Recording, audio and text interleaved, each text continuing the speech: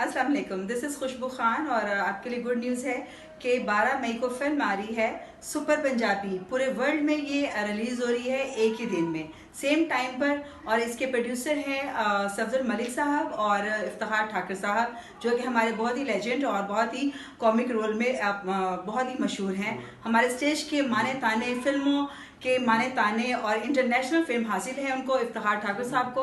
उनकी film release हो रही है, तो मेरी आप सबसे रिक्वेस्ट है कि सब जाएं, देखें और इस फिल्म को कामयाब फिल्म बनाएं। और सबको मेरी तरफ से बेस्ट ऑफ लक। और इसमें जी माशाल्लाह हमारे जो कि माने ताने मेरे अपने फेवरेट नासिर शनियोटी साहब, वो इस फिल्म में भी हैं और बहुत ही मजा आता है मुझे उनके साथ काम करके। इतना मजा आता है। तो फिल्म तो उनकी आपको पता है कि लोग उनको धड़ाधड़ फिल्मों में साइन कर रहे हैं, तो उन्होंने काविश की है एक खूबसूरत फिल्म बनाने की।